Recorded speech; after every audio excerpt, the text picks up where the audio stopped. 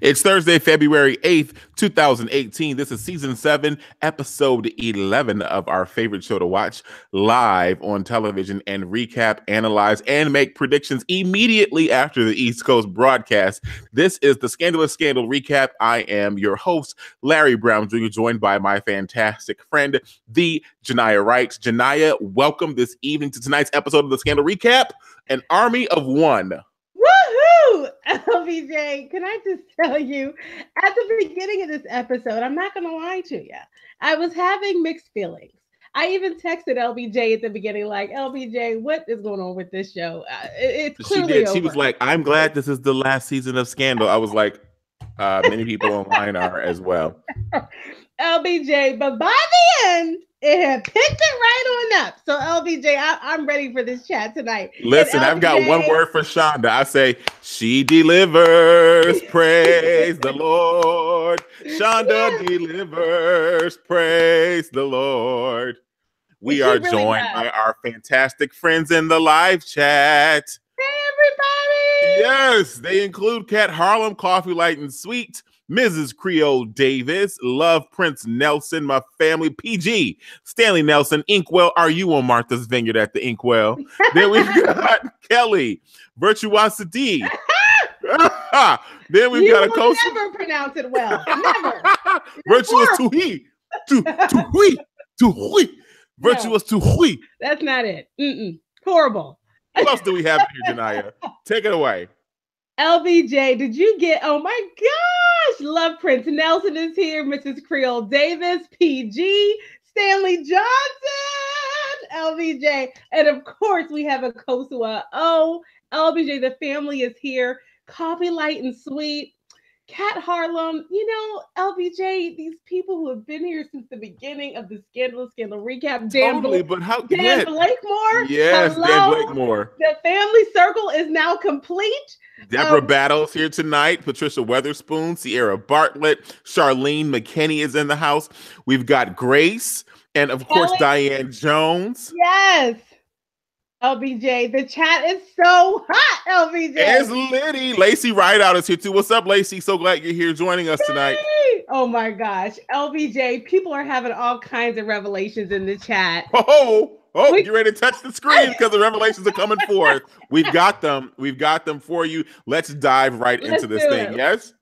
We opened tonight with where we we left off last week. We opened where we left off, right? Not where we picked off.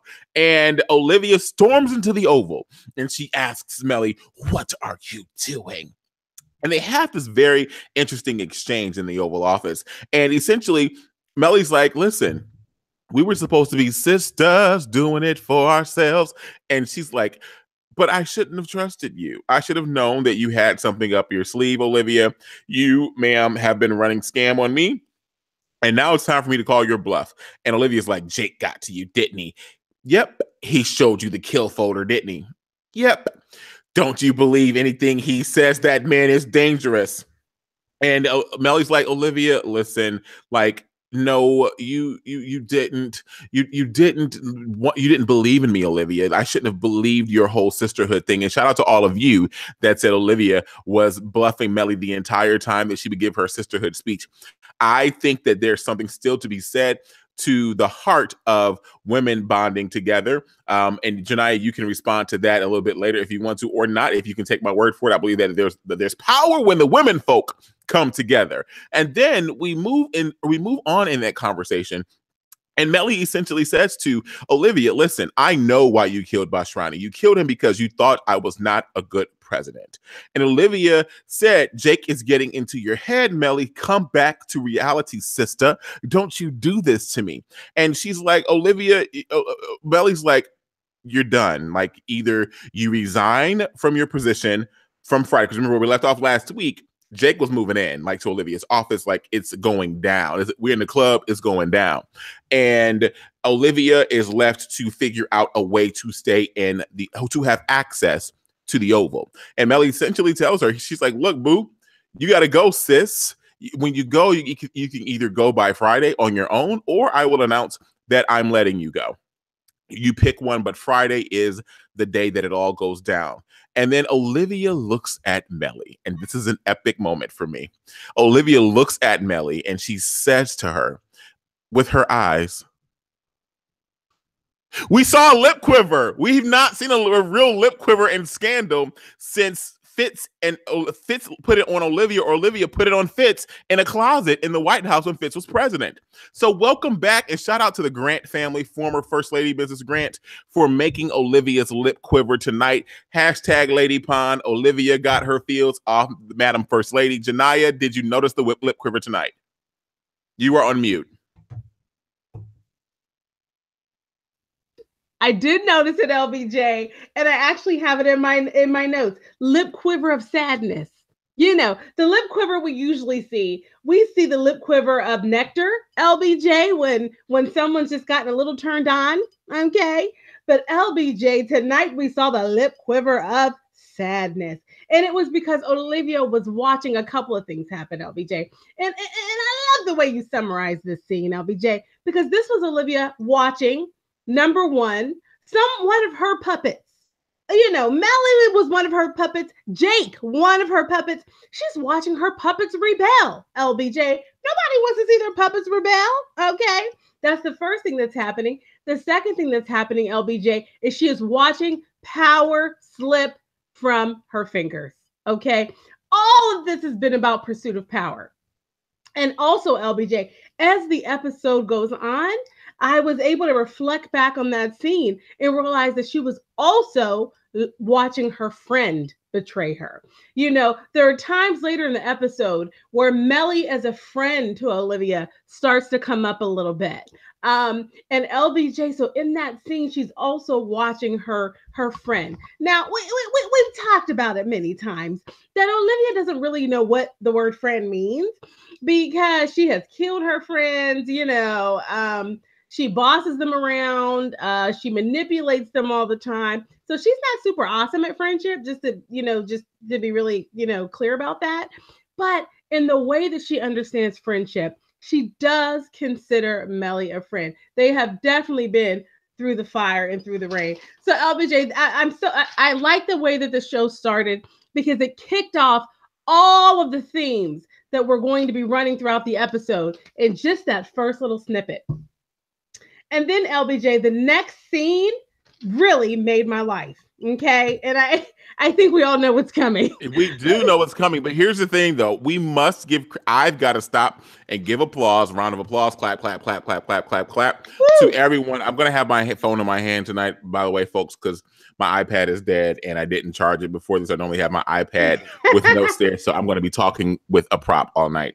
So I've got to shout out to everyone who has been calling Jake the Snake. We've been having lots of folks every week in the live chat. Listen, if you're watching this in the after show, we understand that you might be on the West Coast watching Pacific time. We thank you for watching after the live broadcast, but leave a comment. Let us know what you think, because folks have always been calling Jake the Snake. We get Jake from State Farm. So shout out to all of you that have been smelling Jake's bluff this entire time. Jake tonight was exposed. LBJ, let's dig in there a little bit. Go there. Because LBJ, is Jake a snake any more than any of the rest of these characters? I don't know. I mean, Jake, we have seen on many an occasion sincerely pursue freedom and redemption from these streets. Okay. He's in these streets. Okay. The streets have made him. Okay. But LBJ, he's trying to get out. He's trying to be free. I mean, I'm not saying he's a victim of his circumstance, but I am saying he's in the world he's in, LBJ. Well, say that, because normally it's applied to Black people when they say victim of the circumstance. So yeah, Jake is a victim of his circumstance. Right. And LBJ, he's in the circumstance that he's in, and he is literally doing what it takes to play by those rules. And so Jake the Snake, I don't know. Maybe it's Jake the scorned lover. Okay. Jake the emancipated puppet.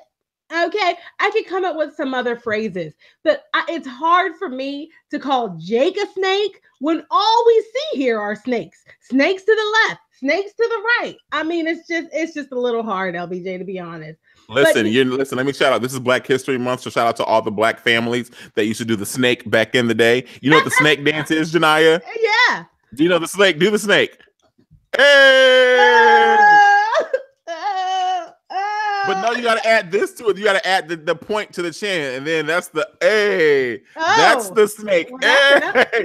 Do you all know about the snake in the chat? I know you have to know about the snake. But did you guys know about that finger in the chin chat? Because we didn't do it not in Pittsburgh. Look it up. You mountain people didn't know about that part, okay? Y'all mountain people didn't know about that. Y'all were making August Wilson memories down there, okay? Y'all were making piano lessons and jitneys and stuff like that. We got Black history left and right for you. Happy Black History Month, people. It's funny because it's true. The older I get, the more I see how backwards things were in Pittsburgh. I'll never forget getting to Howard for college and realizing we weren't doing things quite the way the rest of the Black community was doing things. Listen, so you're right, LBJ. Those mountain streets. We had our own version of things, and it was whack. But anyway, but listen, so in the chat, we've got people kind of disagreeing with you, Janiyah. And they're saying Jake, Patricia Weatherspoon says Jake was a snake from the beginning, and we see the snake emoji. Grace says Jake is a snake in a den of vipers, backstabbed, and sand murderers. Then we go to Grace again, and she's just like with like 18 snake emojis in the live chat right now.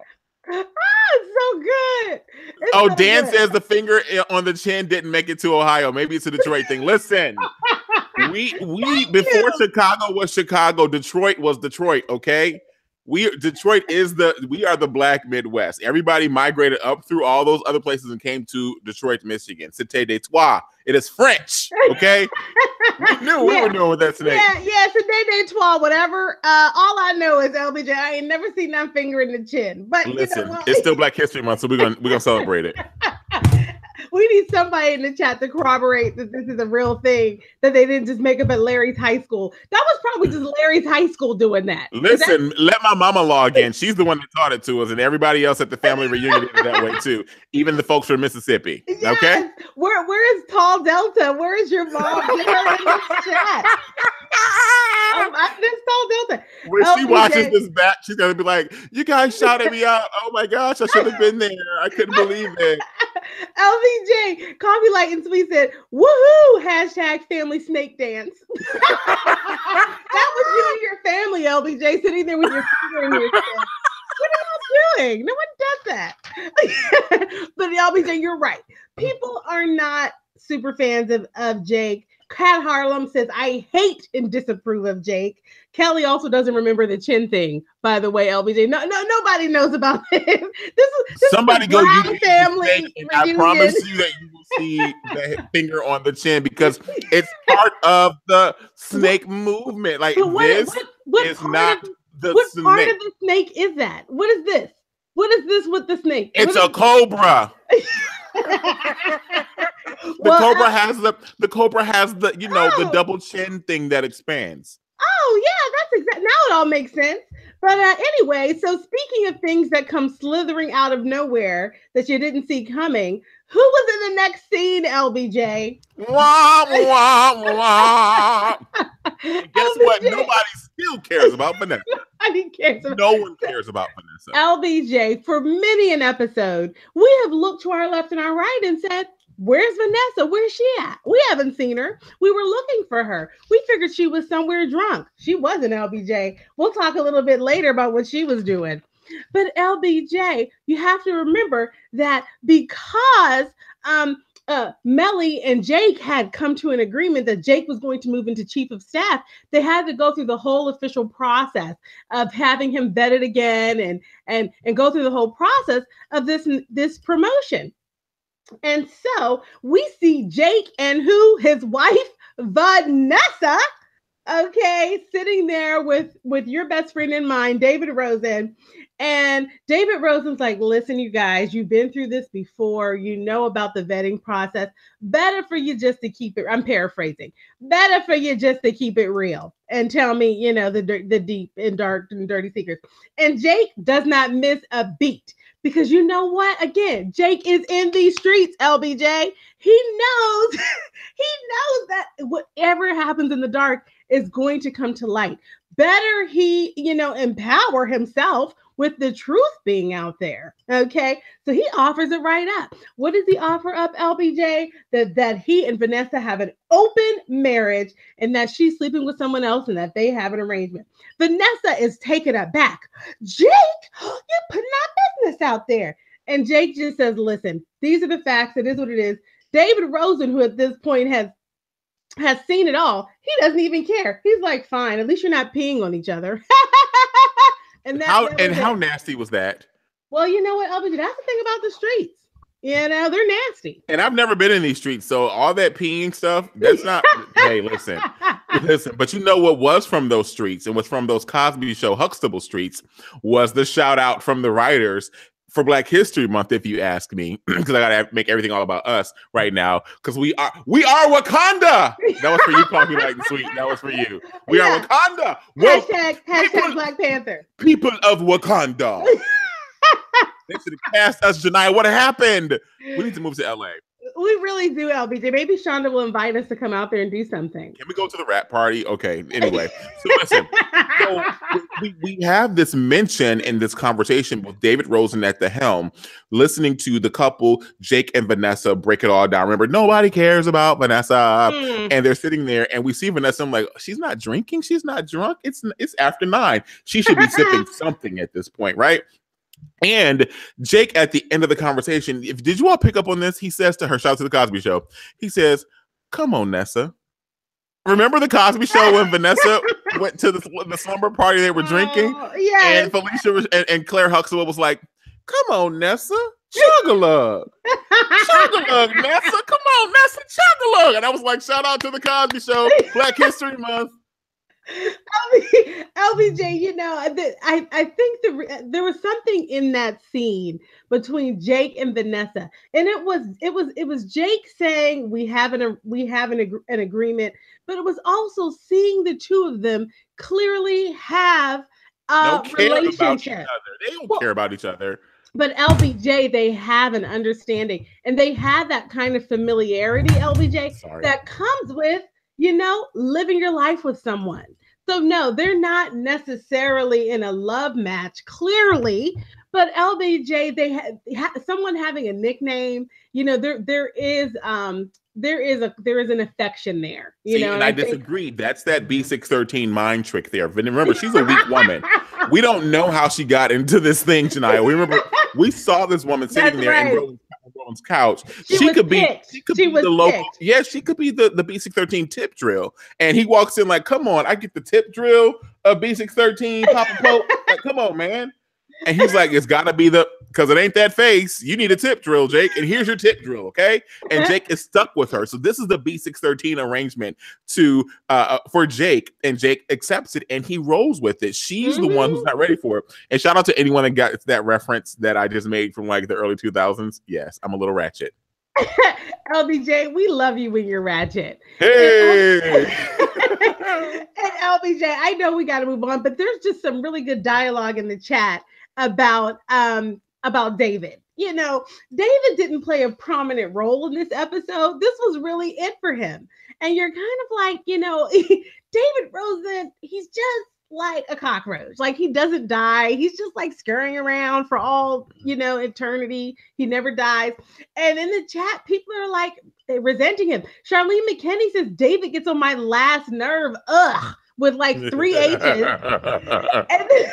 then Dan Blakemore, he says, you know what? We need David Rosen for the ongoing comedy and foolery that he brings. And it's true, LBJ. Many times, David Rosen's only point is to just be that foil. He's like that comedic foil. He's the dumb who's out of the loop. He's the one that they use as a tool to get things finished. So we do need that David Rosen. But again, we care probably less about him than we do Vanessa. Let's just, somebody had to say it. Nobody cares about Vanessa. And you know who else nobody really cares about? And because you went on this wavelength, I'm going to stay there as well, just for a few more words. So while I was watching this scene, I'm like, dang, what's that character's name again? I'm like, oh, there's his nameplate, David Rosen. Right, David Rosen. Honest to God, truth, I was just like, dang, what is this guy's name again? Why is he here? And I think that he's just here right now to help tell the story. He's here the story along. He helped, exactly, by him asking questions, and you find out it's the call and response, like, did you come to church today? Yes, we did. It's that whole thing. He is the call, they are the response, and that's how we get, and that's how the traditions pass down. Okay, people of Wakanda. Thank you. That should be my outburst until Black Panther comes out. People of Wakanda. I should go to Starbucks tomorrow. People of Wakanda. Give me your ear. Lend me your ear, people of Wakanda. Yeah. Please. We should have put that in the name of this chat, of this scandal chat. LBJ, we would be getting like 80 million hits. We so should. People of Wakanda. And please look at my hands extended, like, people of Wakanda. I mean, no one has even seen this movie yet, and we all pretty much feel like we are in love with it. So listen, I'm walking in. I already got I got rose petal bears ready. Me and my family are walking in like. You're about to see us all across the Washington Post, man. Listen. Yeah. Oh, OJ, please do that. Even if you don't do it for real, can y'all just do it at the house and put it on Facebook? Please, right. Exactly. Please do it. But LBJ. Segue to next scene, LBJ. And and LBJ, I really need you to recap this next scene. And this is when we see Quinn and Papa Pope washing dishes. Okay. Yes. Okay, let's go there. Let's just hop right into this thing. Let's do this whole scenario and end it at the key point of this whole interaction and exchange in Papa Pope's house, in Papa Pope's home. So we know that Quinn is being held against her will at the Pope residence, right? In the well-appointed estate of. At this point, it's not exactly against her will, right? Her and Papa Pope are kind of in cahoots and having this as the strategy. At this point, they are together in this being the strategy to keep Quinn alive. So exactly. It's not exactly against her will at this point in the episode. Well, she knows that she cannot leave. Let's say that, okay? Yeah, and when I say against her will, I really meant like this is not the Quinn plan that she had in mind for the life of herself and one baby Robin Lindsay, okay? Charlie McKinney said David is like the Metamucil of Scandal. I saw that. And then Kelly said, David is really more like Mucinex. Okay, all right, that's enough. And shout out to all of you that know all about that. I recommend some hot water and lemon. That's what my grandmother used to do. She used to do hot water and lemon. Yeah, she also used to dance with the snake finger. Anyway, keep going. You know what? Henrine did not do the dance with the snake finger. She judged us for doing the dance with the snake finger. Exact, okay? Got it. Sorry, didn't mean to interrupt you there. It's okay. Quinn, Robin, Lindsay, and Papa Pope are. This shirt is really hot behind this light. So Quinn, Robin, Lindsay, and Papa Pope are washing dishes, and they're just chopping it up, right? And as they're chopping it up, they're talking about the strategy to really to figure out this way that they're going to get Olivia. And I'm sorry, I'm trying to pull up my notes. Here we go. And so they discuss the ways they're going to try to take Olivia down. And then we cut in and out of this developing scene with Papa Pope and Quinn, Robin, Lindsay. And the next time we cut back into the scene, Papa Pope has baby Robin, and he's like, oh, you have a big head. Oh, big heads have big brains. Oh, my daughter Olivia had a big head and she has a big brain. I love her. That is my daughter. I do anything for her. You're going to be just like her. I love babies. I love being a daddy. Mind you, I'm adding to the script, but you all understand why I'm doing this. Yeah, we got this. And so Quinn Robin Lindsay's there and she's watching and she's like, look, look, man, what are you doing? Why are you over there? Why are they having my baby? Why are you holding my baby like that? Like, you shouldn't be having that baby like that. I know why you had that baby like that. You're keeping us here because you like this. Like, you like this. And you know what? I'm confirming what LBJ and Janiyah said and everyone else said in the live chat. Like, you just really like being a dad. And so you're getting soft. Don't go soft on me, man. Like, we got a plan, man. We got a plan. And this plan is taking down your daughter, man. We're gonna take down Olivia and give me my daughter back. Like, she's making you too soft. She's making you too weak. And he's like, little girl, don't you know who I am? Don't try to be huffy and be all big and bad with me, especially while I have your daughter in my hand. You know, while I have your daughter in my hand, if I just took this finger matched with this finger and placed it right here on this pressure point and applied pressure, I could smother her to death. She's like, stop it, man, stop it. He's like, oh, what? Did it make you feel all nauseous? Did you have that bubbling feeling rising up inside of you? Yeah, it made you feel something, didn't it? Even though I didn't even do anything. I'm not going to do it. But it made you feel something, didn't you? And Quinn's like, okay, all right. I get it. Listen, man. Listen. How about, man, I try and like, we just call this whole thing off. Like, let's just call this quits, right? Like, let me just take my baby. Let me take Charlie. We go to Podunkville, Pennsylvania. Like, maybe we'll go in the mountains outside of Pittsburgh. And like, we're going to go there and we're going to get a cabin and like live on a cliff. And like, if we have an earthquake and it falls over, it's okay. We're going to die. But like, I just want to be with my baby and Charlie and we'll go away. Do whatever you want to do with Olivia. Like, you will never see us again. Just please let this happen. Please let this be. And I said to myself, Janiyah, Janiyah at this point better be a convert and be on Team Quinn, because I knew for a fact that she was bluffing Papa Pope. She has understood this man so much so that now she has now convinced him to believe the very words that come out of her mouth. And this is progress. Mind you, this is progress for Quinn Robin Lindsay, especially since she has come into the show so green. Remember, we called her Quinn. Her real name is Robin, right? This girl has come full circle. This is a moment where she is conning the con. This is teacher. He's the master teacher. She bows, she kneels, she kisses the pinky ring. This is who he is to her. And she completely tricks this man. Why, Janiyah? Why does she trick him? Why? I mean, how? How does she trick him? Oh. She tricks him by getting out of the house. Not only alone, but with the baby. I've got to pause you there for just a second. Pardon me. But do you have any Grey Poupon? Pardon me. Do you have any Grey Poupon? And can you eat it with your finger right here, like Larry's family, while you're doing the snake dance? If my mother mad right now. Oh, did I say sorry, Grace? Sorry, Grace. Yes, did I say her real name is Quinn? I mean, did I say her real name is Quinn? Her real name is her real name is Lindsay.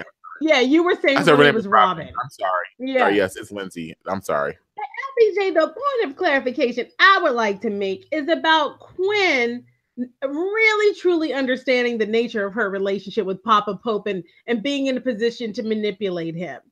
At the beginning of the episode, let's go back to the top just for a minute there, LBJ.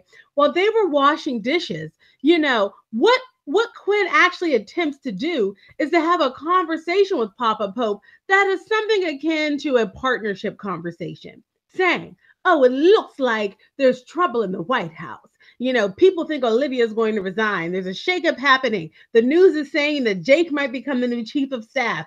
Let's get Olivia now. Now's our big chance to take her down.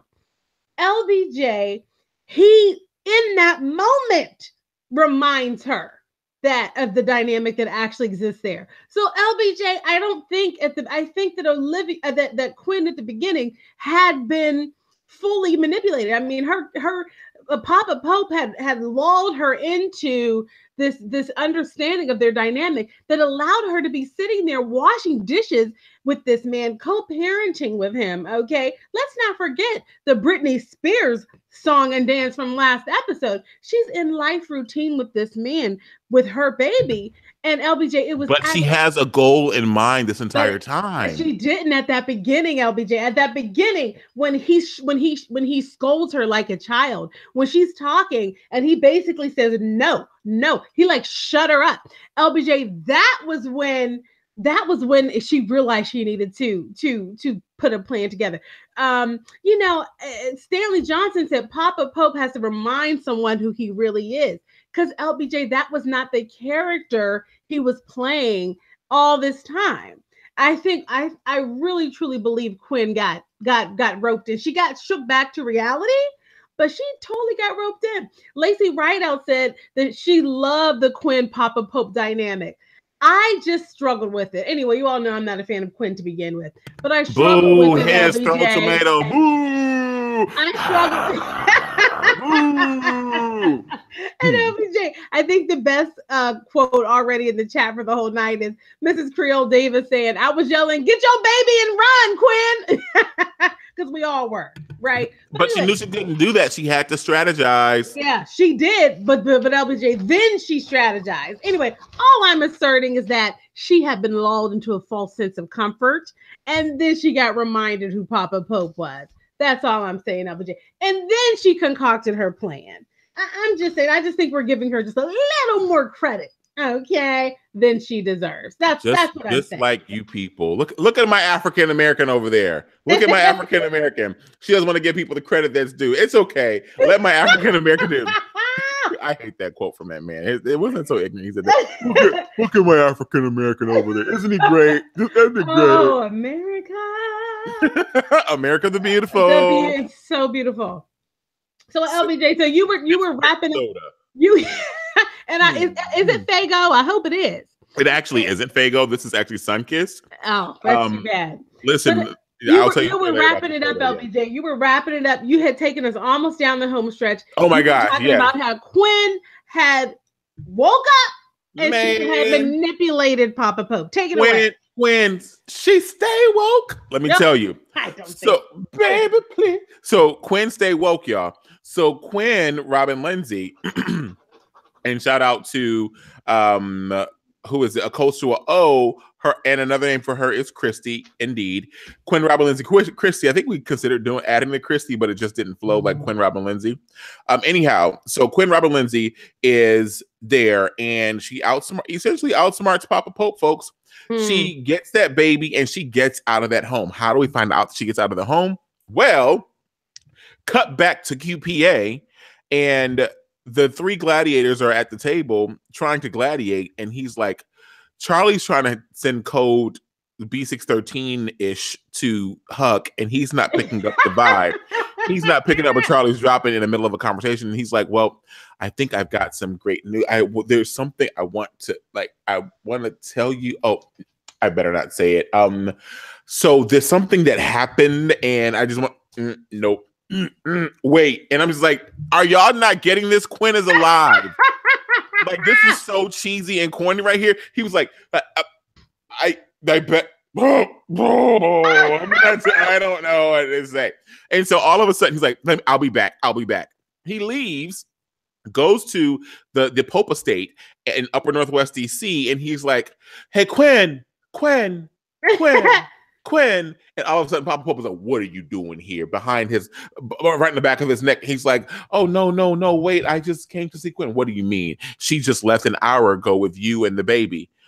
No, I didn't leave with her. And I'm like, Quinn for the win. Quinn got out.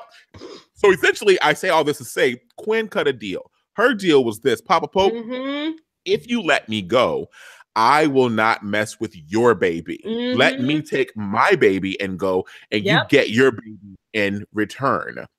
Quinn, Robin Lindsay ran game on that man, and he bought it because he let her go. And it further proved my point that she understood now that he enjoys fathering and brooding over his daughter, Olivia Pope. Okay, it was proven and to LBJ. Grace is saying, IMO. Quinn does not know or understand Rowan. However, now that she is a mother, she is understanding his thought process as a parent. Totally agree. And I'm agreeing with that, Grace, because I don't, LBJ, the way that you feel like Quinn has him figured out, I don't know. But I know that she definitely appealed to him as a parent and that was effective.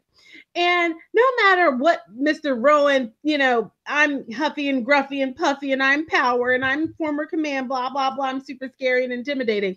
We saw him in a quiet moment be shaken up by some of his exchanges with Quinn. So he is emotionally attached. At the end of the day, he admits to loving Olivia, and wanting to protect her on an instinctual level. And so, Patricia Witherspoon is like Papa Pope is the original gangster, and he is, but even OGs have a soft spot, and we're finding out what it is. It's their children, LBJ. So, do we want to finish the go on and take Quinn on through to the end? Do it. Take it away. You do the honors. Huh? Okay. You talk about how great she is. You talk about what she did. You talk about how she came through like the champ that she is. Take it away, Janiyah. I guess I'll just tell you what happened. I don't know if I need all that fanfare, but it's due. It's long overdue. Well, so then Quinn has done her gangster move, okay, of getting out of Papa Pope's house. She has tricked him into believing that Charlie had picked her up. He had not. Okay, so where was Quinn going? We all knew where she was going. She was at Olivia's house. Olivia comes in the house. Quinn is there with the baby, and basically they confront Olivia. And Quinn tries to get the justice that she has been seeking since the beginning of this whole saga. She has written out Olivia's, statement of taking ownership of having killed President Fine. And she said, I already wrote it out. All you have to do is sign it, And Quinn and Olivia is in shock. She's like, what are you doing here? You're not dead? Now, LBJ, we have to say, there were some of us, me included, who thought that Olivia knew she wasn't dead. So this was shocking for her. She was genuinely surprised that she was alive. I agree. We stand corrected. Mm-hmm. And LBJ, and so she's still in shock, and she immediately is trying to protect Quinn. She's like, Quinn, honey, you're waving a gun at me. You're talking to me in a threatening tone. I am command, and there are armed snipers right now who are really going to get tired of you waving that gun at me, and they're going to take you out. And LBJ and Quinn is like, you're bluffing. I don't care about what you're saying. Well, she should have cared, because Olivia pushes Quinn out of the way just in time. And Olivia actually, at the very end of the episode, LBJ, she ends up getting shot. And we'll come back to that. But she gets shot, pushing Quinn out of the way, and she lets Quinn go free. And so LBJ, that's the most of what happened with Quinn in the episode. There's one little nugget I think we can save until the end. But so Quinn played a big role. This was the first night in this whole first episodes where she at least got to go to a different part of the set, because she had been in the Rowan house set for like 5 episodes. They were keeping.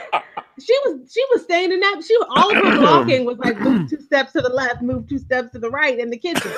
Okay. She had 5 marks in one scene. Like, okay. Katie, set right here. All right, fantastic. And Papa, do whatever you want to do. All right, and 3, 2, action. Right. I'm gonna stay right here. You're gonna stay right there. How dare you stay right there? You only have 5 other marks in this scene. When are you gonna take them? 4 marks? Huh? When are you gonna take them? That's right. That's so funny. And so LBJ, all of this is happening with Quinn. Well, what's happening with her agency with QPA? Well, I'm glad you asked. So we go over to QPA and we see Charlie, who at this point, again, we all remember he knows Quinn is alive. He's pretending like she isn't. Abby and Charlie and Huck, they're getting together and realizing that they need to get some clients going, because QPA, income, revenue, not happening. And so they get a client. A guy comes in, and he is a politician from the State Department. And he says, oh, I got $12 million randomly put in my bank account. and then I got an email written in Russian. And he's like, listen, I don't know what this is about. I'm not a spy. I'm not a cahoots with the Russians. I was not expecting a $12 million deposit. I'm a low ranking person in the government. I have no power. I have no authority, and I like it that way. I live a small life. I just want to be left alone. And they take the case, LBJ. They're going to dig in and figure out where this $12 million is coming from. Okay, now, so pause. Did you know where this was going when he walked into the office and sat at the conference table? LBJ, can I be honest with you? Always. When he was first in there, I thought he had been sent by Olivia. So I knew he had something to do with the Olivia storyline, but I didn't know that it was what it was. But I thought he was there almost working for her, not realizing he had been manipulated by her. Okay, I got it. And so what actually ends up coming to light later on is that $12 million that had been wired into his account had been wired in there by Olivia. What does this mean? It means that Olivia is starting to make a play to get back in control. At the top of the episode, Mellie said, hey, you need to resign by the end of the week. And Olivia stormed out in her bad wig. Oh, that wig was bad, y'all. I mean, it wasn't even like blended. Not hate on the final season wig, okay? This is the final season wig. All I'm saying is, I think if you're going to cut the budget, lose, some of the throw pillows. Do you need all those throw pillows? I mean, lose, I don't know. Get rid of some of the baby toys over the nursery. Get the wig. Okay. I honestly, if they were struggling with the budget, they could have just taken up a collection. I would have given $10 toward a wig for Olivia. What if Olivia walked in with a crochet style? Y'all would have been like, oh, black girl magic. Oh, yeah. Yes, Olivia. Yes. Black girl magic. It would have looked more natural than what she had going tonight. Gosh. That's all I got to say. Do not hate. But what ends up happening, LBJ, is that we realize that Olivia has now started to work behind the scenes because she has no intention of giving in to Mellie's ultimatum and to make her resign. And she has deposited money into this man's account and then made that knowledge public. She takes it to the press. Why, LBJ? Why does she target that man? Do you want to do the honors? You do it. You're already there. Take us there. I'll tell you why. She targeted that man. She put that $12 million in that specific man's account because he is the man that nobody likes Vanessa, that Vanessa, the wife of one Jake Ballard, has been sleeping with. Okay? So now the press has it all. The press is hearing $12 million into this man's account. He's working with Russia, and he is the number one man on the side for Jake Ballard's wife. So LBJ, this is Olivia's power play to kind of take them all down. And what actually ends up happening is that, despite her best efforts to manipulate, she even LBJ, she even goes and tries to bring Cyrus into cahoots with her. Cyrus, help me, deploy all of my super strategic plans, okay? Because I'm going to get back in control. And Cyrus, he's not picking up what she's dropping at that moment. And in fact, he goes and he works with Mellie and Jake to come up with a super great plan to really diffuse the whole thing. And what they actually end up doing is having Vanessa just own it. Vanessa goes out into these streets. She's having a press tour and she's like, yeah, that's true. I was going into that hotel room with that man, but it's not an affair. I was there on a sting because we had already discovered him, meaning my husband, NSA person, had already discovered that he was a spy, and they sent me in as a person who had a prior relationship with him to nurture that relationship and trick him into getting to really just giving up the ghost and admitting to the whole thing. So basically, they've concocted this plan to throw her lover directly under that very bus, LBJ, and that's what they did. And so Olivia's attempt to put some story in the press that will be able to manipulate things failed miserably. LBJ, were you ready for that twist? I was not ready for that twist, but what I was and still am ready for is this moment right here. This is why I wanted you to tell the story to bring me to this point. So we get back to QPA and homeboy Robert. We only know him as Robert at this point. Well, no, at this point, we now know him as Robert Bacall. Robert Bacall is his name. And Robert looks to Jake, and Robert's in there like in complete frenzy. Like, oh my God, what am I gonna do? You guys can tell me you're gonna set me up to make a Russian spy. Like, oh my God, you threw me on not just the bus, you threw me on the entire metro train of DC. Like, oh my God, the red line, the blue line, the green line, the orange line, the yellow line. I'm under all the lines, even the purple line. And you throw me under every bus and train in Washington, D.C. I'm done. I'm kaput. My life is over as I know it. And Gabby Abbey Red's like, listen, take this list of attorneys. We're recommending these attorneys. They can get me out. Can they get me out? I'm like, dude, please. Like, no. Wah, wah, wah. Nope. Don't you know that nobody cares about Vanessa? And then then Robert Bacall looks to Jake and he's like, thank you so much for putting me in your concerns, Jake. Thank you so much. And just like nobody cares about Vanessa, you know what happens? Nobody cares about Robert because Jake responded and said, what? He said, shut up, Robert. I was like, oh, nobody cares about Robert either. I love it. I love it. I love it. I love it. I love that moment of tonight's episode. Copyright and Sweet said, QPA gave Vanessa's ex-lover the Genie Lock special. Sorry we ruined your life. Bye-bye. Exactly. Bye-bye. Kat Harlem said they ruined his life. They were like, my bad. That's literally what happened. They sent him to Budapest. They said, you can either fight this or you can go to Budapest. Bye. He clearly exactly. Mrs. Creole Davis also picked up on it too. Jake said, shut up, Robert. And then he took like a pause of ellipsis. And he was like, eat your melon. And that's because he had like a limp piece of honeydew that he was like, thank you so much. Like off of a fruit tray. It's a terribly cut piece of honeydew. And LBJ, I just want to say that this is another one of those times where I feel like Shonda is just using her platform. Because LBJ, what happens in the dark comes to light. I'm sorry. I mean, Chaka Khan, touch the screen. At the end of the day, LBJ, you can have an arrangement between two people, but when you keep things under wraps, LBJ, they just have a way of not staying there. That poor guy, all he wanted was his little small life.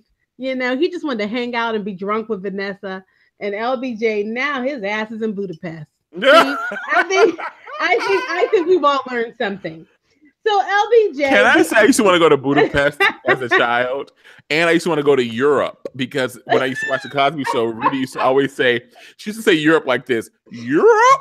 And I used to think of pancake syrup, and so I used to say Europe. Can I have some Europe on my pancakes? My parents were like, what? So I used to think about Europe and Budapest all the time. Oh my gosh. Can your mom please log into the chat? Candace, you know what she's doing? She's posting right now. I keep getting alerts on my phone that your mother has posted on Facebook. She's posted on Facebook. My mother is Facebook heavy. Somebody help that woman if you can find something to do, please.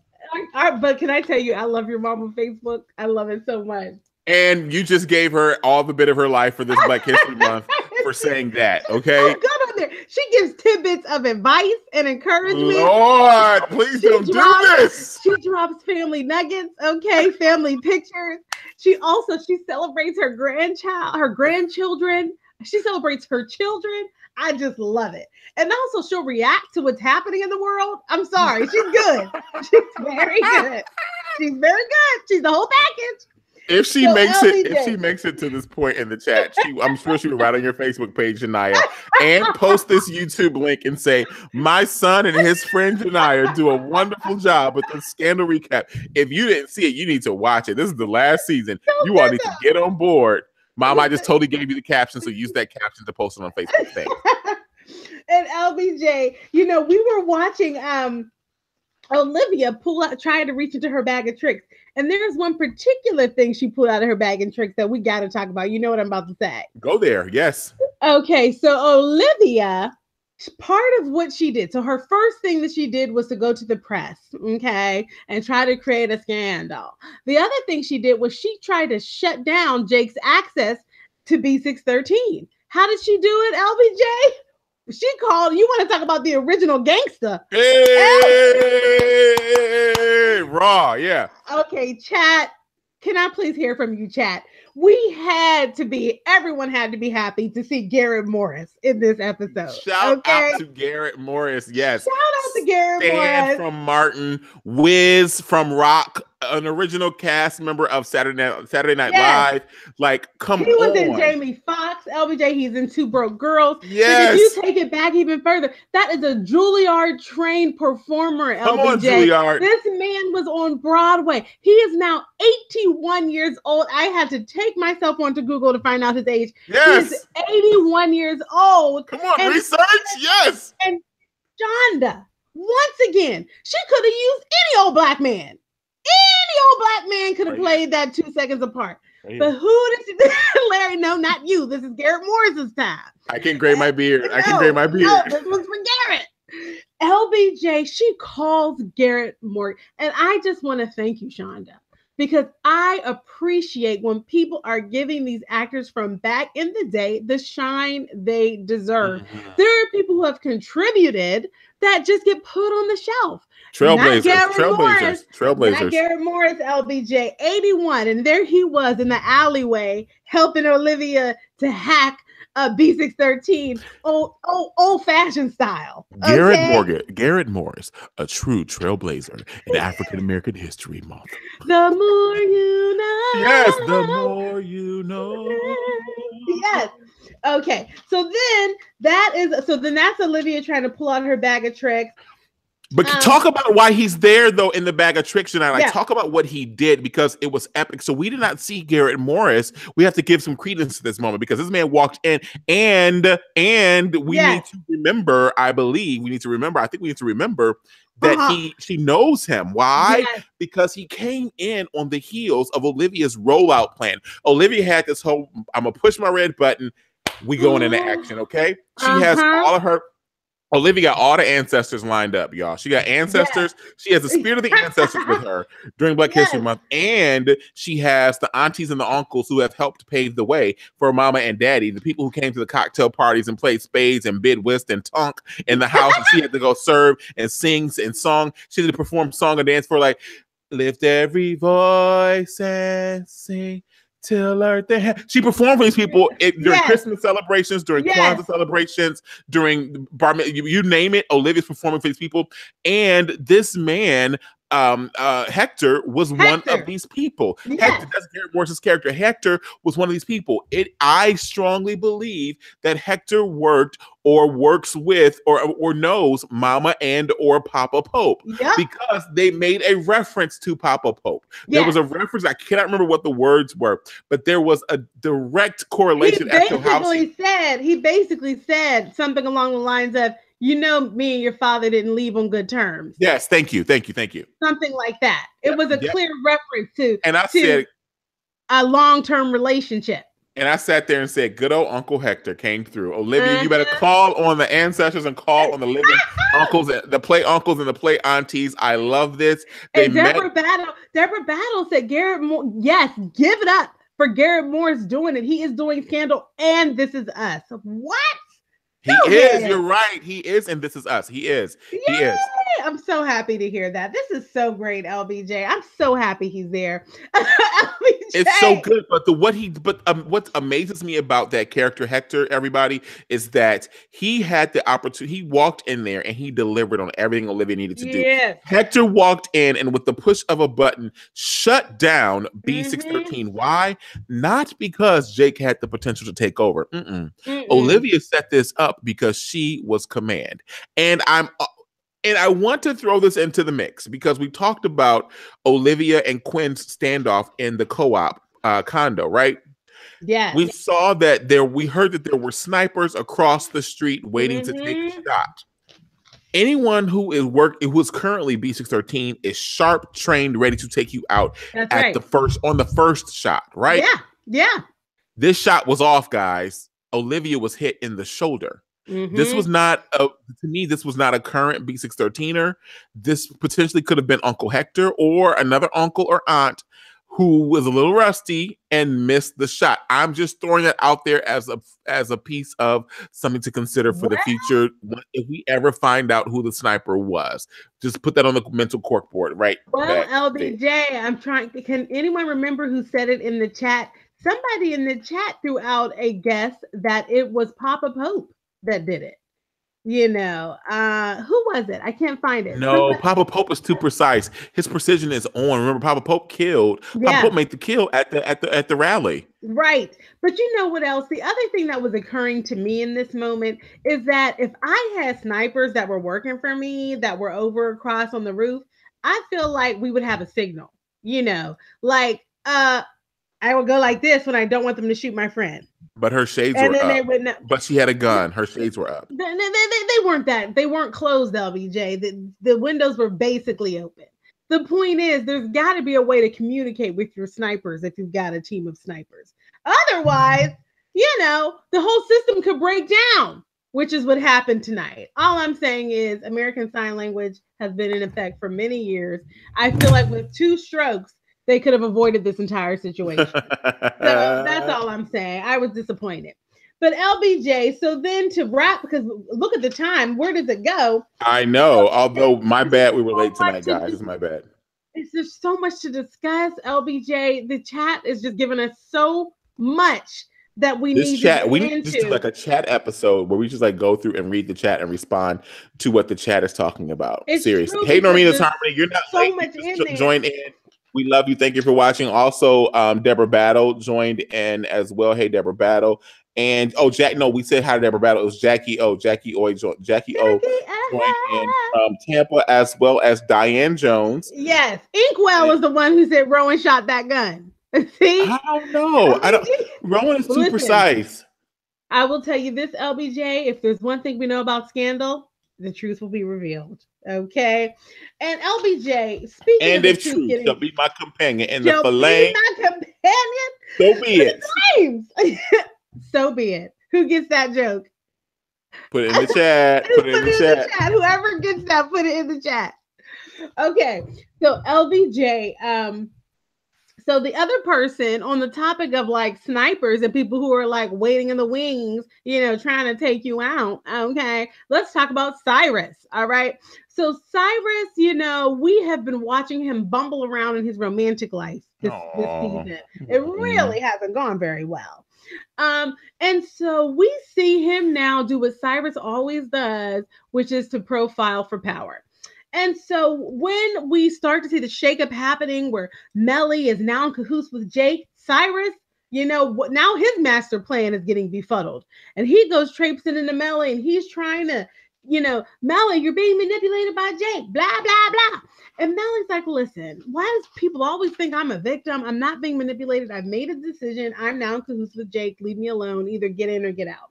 And so Cyrus has been offended because yet another one of his master plans has been thwarted. Olivia comes to him at some point in the episode and says, hey, be in cahoots with me. And Cyrus doesn't necessarily agree at that point, but he does, you know, participate in and frankly mastermind the whole way that they actually thwarted, you know, Olivia's attempt to take them down in the press with Vanessa. That whole Vanessa own it and throw Robert under the bus thing, it was Cyrus's idea. So then on the other side of that, Cyrus brings himself back to Olivia. Now he wants to have the conversation with Olivia, but see, now it's on his terms, right? So now he's ready to have the conversation. Cyrus goes to Olivia then at this point, and he says, Olivia, you know, let's revisit that partnership idea. Everything that happened with Vanessa, I have a paper documentation that will show that, and here it is. There's always a paper. No one just references it or has a picture of it. Ever. Like they come in with the props. Okay? The actual paper.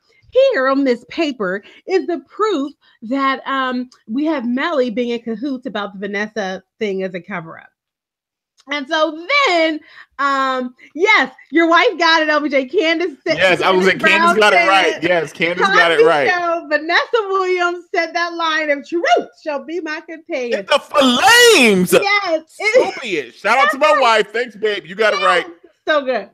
And so LBJ, he says to Olivia, listen, I got the receipts here. You can take these receipts, go to the press with it, and Mellie will be impeached for being in cahoots with this whole thing. And then I, Cyrus Bean, will be president, which is really what he's been into. This is what he's been up to this entire time. Yeah. And so Olivia says to LBJ the thing that none of us expected her to say. She defends Mellie. She says, how could you do this to Mellie? Mellie is your friend. She's your friend. Once again, I mean, if you could just have a thought bubble over my head, if we even had good, effects in the chat in the Google Hangout anymore. Listen, they're wrapping us up like the show. We could put a thought bubble right here, and it would say, boy, Olivia does not know what friendship is. She literally has no idea. Anyway, but she says to Cyrus, but Mellie is your friend. Mellie is my friend. How could you want her impeached? She's too important. And basically what Cyrus says is, yeah, right. Friendship, schmenship, I'm a snake, you're a snake. He even went as far, LBJ, as to say, if there's going to be a snake in the White House, it might as well be me. Okay. He says we are parasites, meaning him and Olivia. We're parasites. We need each other. We're just sucking each other's blood to stay alive. So he basically says, hey, I do want to be in cahoots with you, but I want it to be on my terms. Olivia, unfortunately, she signs up for this. And after agreeing to be in cahoots with Cyrus, she then goes to Mellie to give Mellie a heads up. Mellie, FYI, your master plan's not going to work because I have a master plan that I've concocted that's going to get you impeached. Let me give you some advice on how to resign, okay? Do it with poise, be accountable, and then you'll be able to have a second, breath at some kind of follow-up life in the public space. They'll forgive you.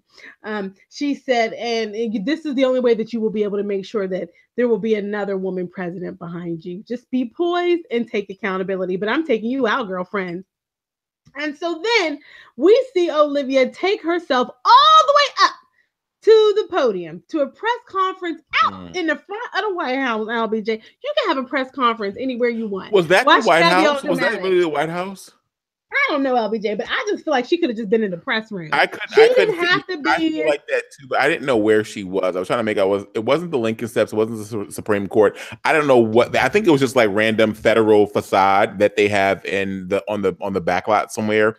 And she walked out of one of those facades that has like no real building, and she just stood there and just made this announcement on the marble steps. Like I don't know what that was. There she was on random federal building facade 3. Okay, standing there. And she is about to take Mellie down. And then she has, the crisis of conscience. Oh my gosh, I'm about to take down the first woman president. And instead, LBJ, she abandons that plan. She, right there on the spot, she resigns from her job and she goes on to praise Mellie to make sure that Mellie would not be at all impacted by her resignation. She talks about Mellie as a dreamer, Mellie as a doer, Mellie as a person who's breaking down walls, Mellie as a person who is, the best possible thing for America. And then Olivia, she leaves Federal Facade X, LBJ, and that's it.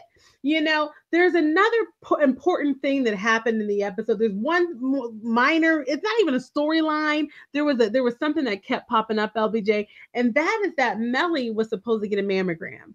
Yes, wait, before you go there, because I think we should end with the Mellie conversation. Okay. But I've got to bring up what Sierra Bartlett said in response to your recap of the Cyrus, Jake, Olivia triangle, if you will. Mm-hmm. And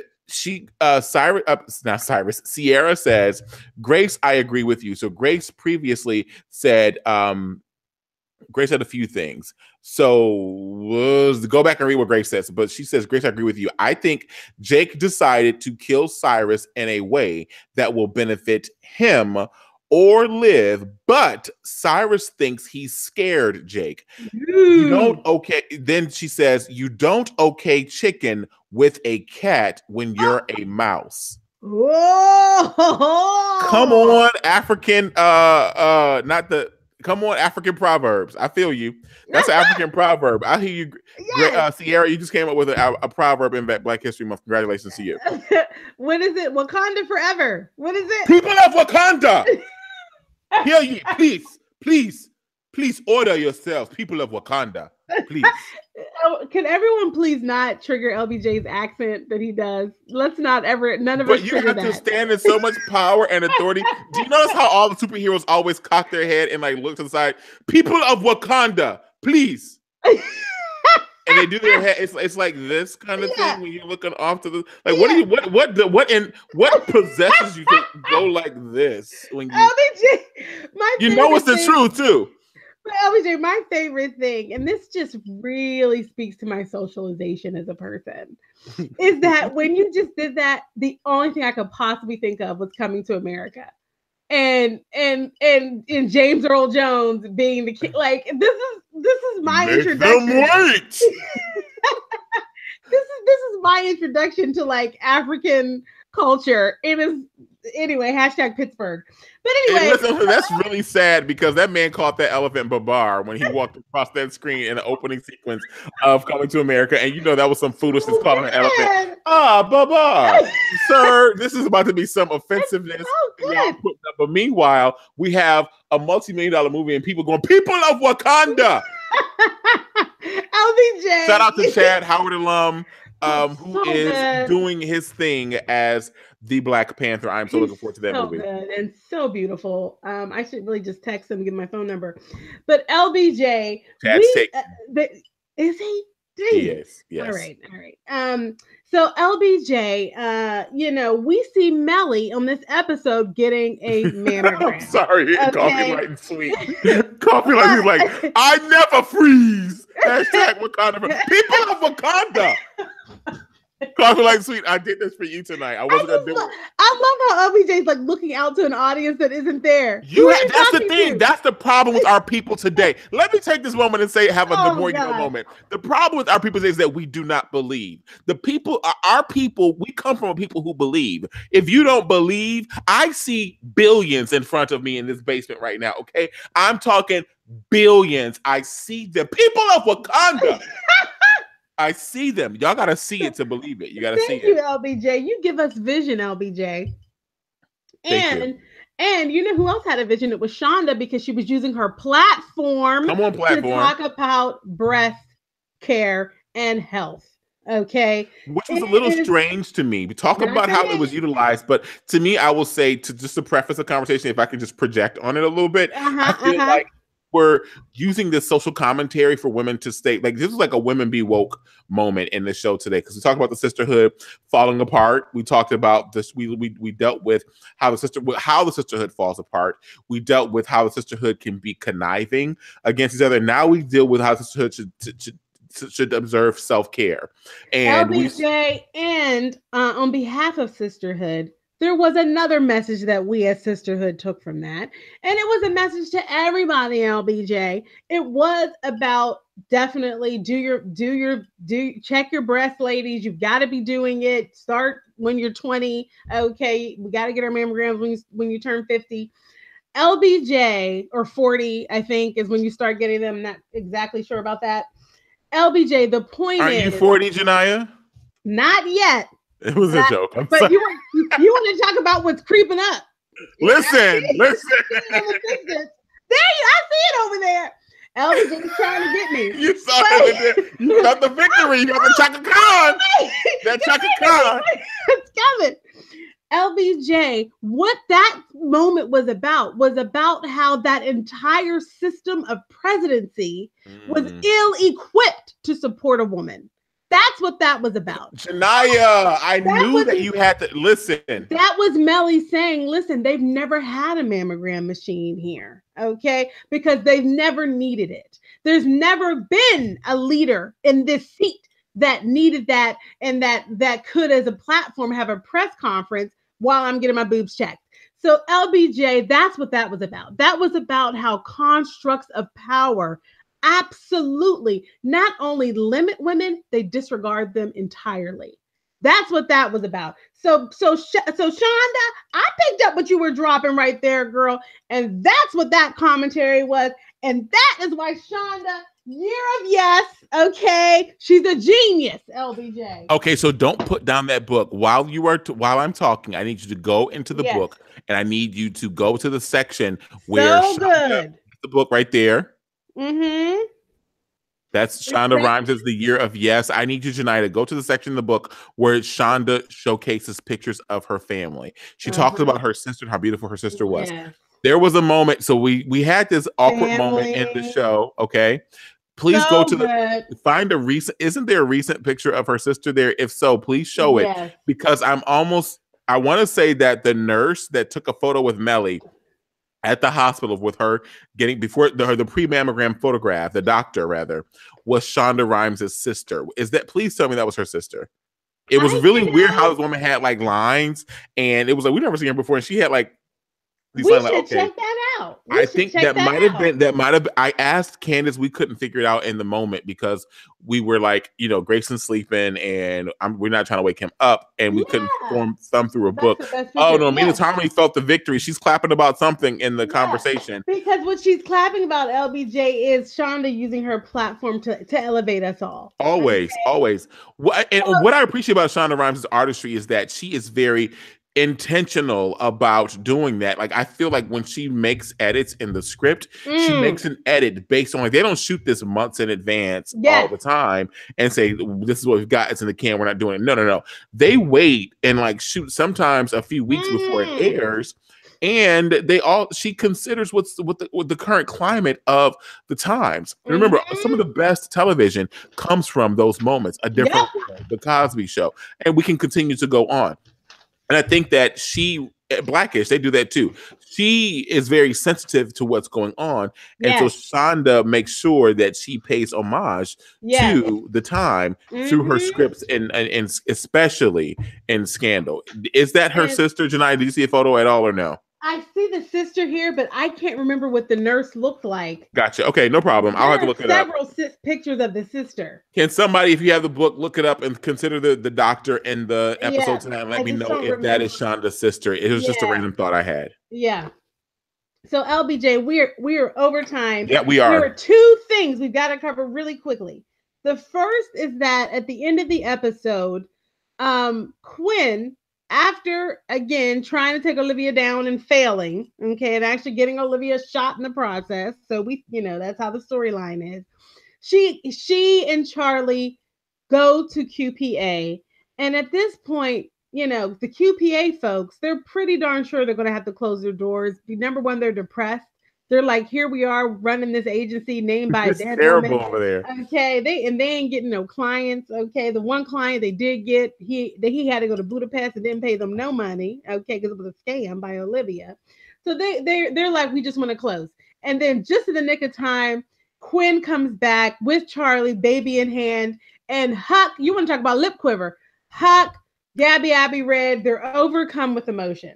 Now, the other thing we have to call out really quickly in terms of lip quiver and overcome with emotion is that when Olivia delivered her speech, where she basically resigned, who was standing out there in the audience? Marcus, to give her the nod of approval. Okay.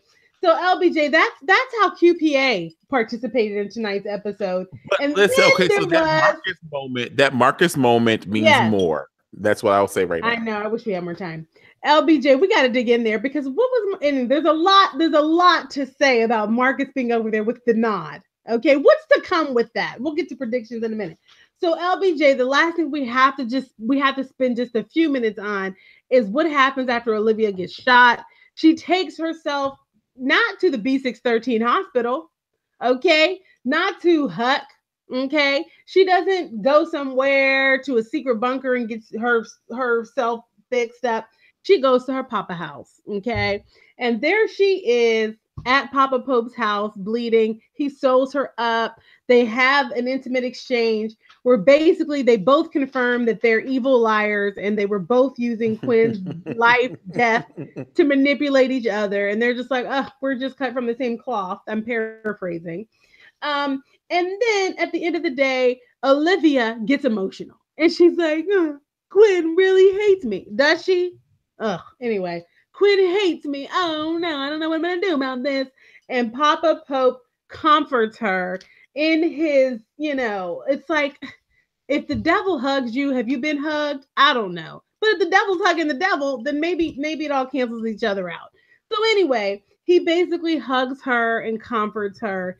And LBJ, I could not help but roll my eyes both hither and thither during that scene. I was There it is, hither and thither, guys. in the world are we supposed to buy this? I know you were lapping it up, LBJ. You loved that hug when he was comforting her because she was so sad because her friend didn't like her. So it wasn't that I laughed because Papa Pope was hugging her because her friend didn't like her. I loved that moment because we got to see the tenderness between Rowan and Olivia. He lived in that moment. He has not, guys, listen, he's not held his daughter in a long time like that. Oh my gosh. Don't even don't be so insensitive to that. You know where he has held her at gunpoint. But exactly. So they've been playing that's so racist. I shouldn't say that game, Cowboys and Indians. But don't use that. No. We can't do. Can we just talk about how we were like culturally and racially insensitive as children? Play Cowboys and Indians. Sit Indian style. Yeah. Don't be an Indian giver. Like that Indian giver thing is the icing on the cake. If you know seriously, let's not talk about that. Okay, and we still use Indigenous Americans as mascots on like 2 or 3 teams. Yes. Major teams. Where I live now is one of those is the major offender of that. Anyhow, but think about this. He's not held his daughter as a daughter in forever, Janiyah. Like, we've got to give that some credence in this conversation. To disagree if you'd like, you've got to at some point say, and for those of you who are watching who like, you all will have to bow and say, as my friend Omarosa said, people will have to bow. But you will have to bow and say that Rowan needed that moment to reset himself with his daughter. Yeah. He has not had that. And maybe some of you in the chat, many of you said it was Rowan who shot the shot with Olivia and shot Olivia's shoulder. Maybe it was Rowan. If it was Rowan, he had to fix her boo-boo and he got his fix. He needed his child. And I say this as a father of 11 months. There is something about your child as a father that you cannot let go. And I get it. I totally get it. Okay?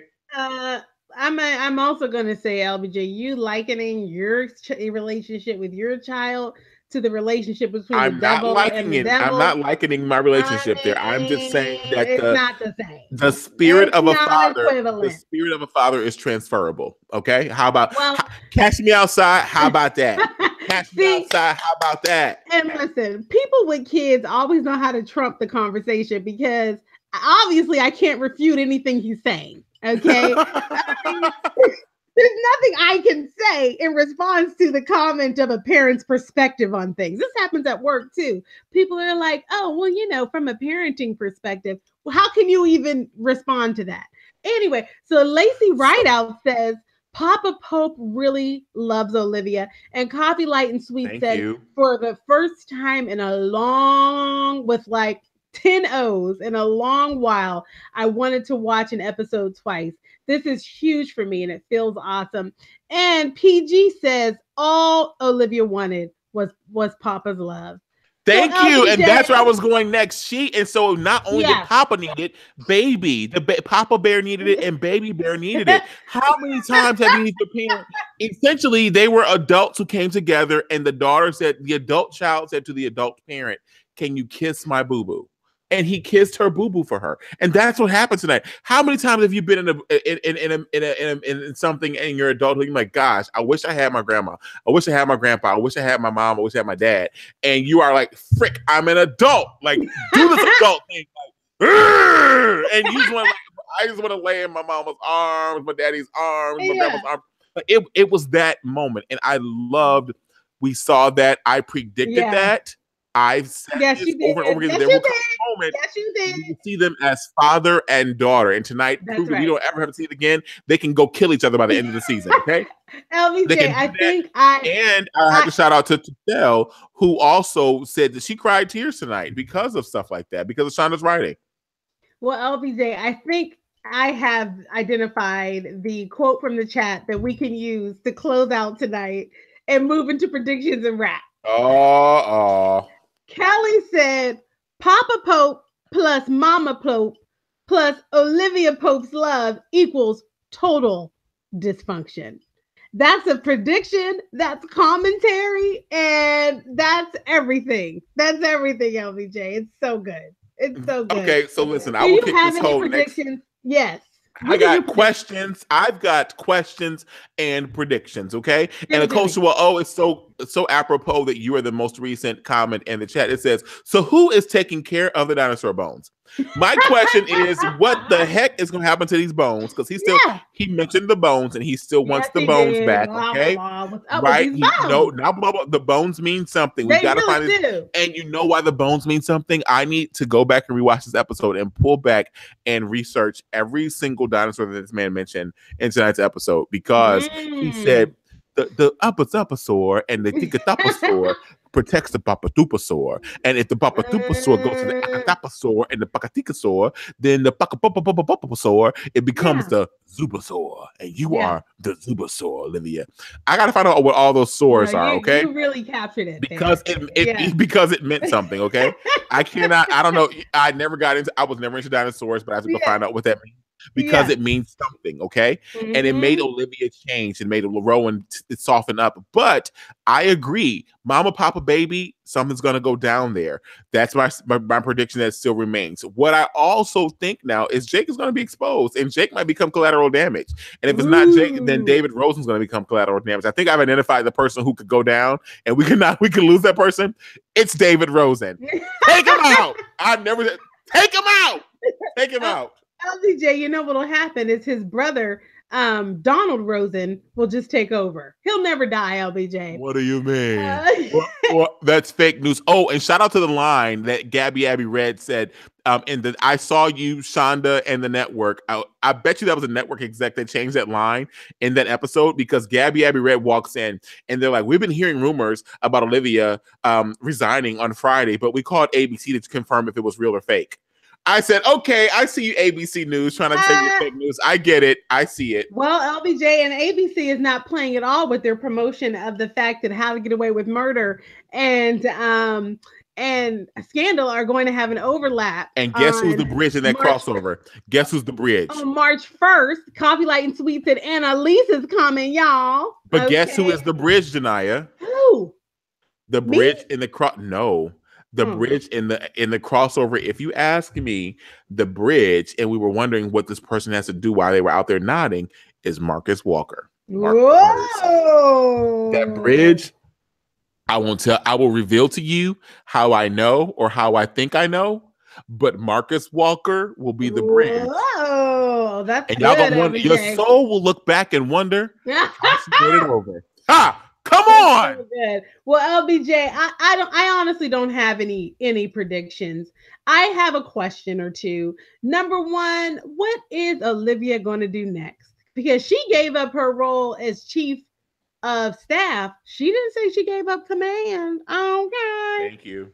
Also, what is Papa Pope going to do now? Okay, because here he's now playing with his baby dinosaur daughter. What are they going to do? Are they in cahoots? When is Uncle Hector coming back? I now need some more Garrett Morris. You can't just have this fly Garrett Morris, in the Kangol in the alley, and we don't get to see him again. Please bring Uncle Hector. Teary eyes and they get older too. I just want to say that. Keep going. Nothing. I love 100% of what Garrett Morris is dropping. I pick up all of it. Okay, even with the teary eyes. And LBJ, I will bring some Kleenex, Garrett, and I'll wipe it up. Dab, dab, dab, dab, because he's so good. So LBJ, I have no predictions. I'm just waiting to see. I will say that the show feels like I want it to be feeling like it's building to something, but instead to me, it feels like it's tapering off. And so I am really looking forward and hoping, I guess, that the next couple of episodes bring us somewhere closer to where we're feeling like there's a cliff coming or a climax of some sort. I'm just not feeling scandal level anticipation, to be honest with you. So Well, I'm hoping for more. listen, I think you can continue to hope for more. Don't let hope spring eternal, because we've got a 2-week break. But I promise you, the way that this roller coaster operates in Shondaland, you better renew your season pass, because it is going to pick up. I promise you, because I believe it in my what? My bones. People of Wakanda. yes, people. Thank you for joining us. Thank you so much for joining us, people of Wakanda. Also, I have to shout out to, oh gosh, it was Lacey Rideout. You've been commenting so well tonight, Lacey Rideout. Lacey says, I miss Scandal Pace. Lacey, be not deceived. It's going to pick up. Remember, there are highs and lows inserted for a reason, okay? We are here. We're going to do this. We're going to make it through. This thing is going to end like we may expect, or at least expect, but it's going to be great, okay? And this will live in history, and we're going to remember this forever. Thank you so much for watching the Scandal Recap. We have a 2-week hiatus. Akosua O said, Mama Pope is coming back next week. Whoever shot her Livy. Okay, this is so good. Listen, because she watches her baby. I just want to see my baby.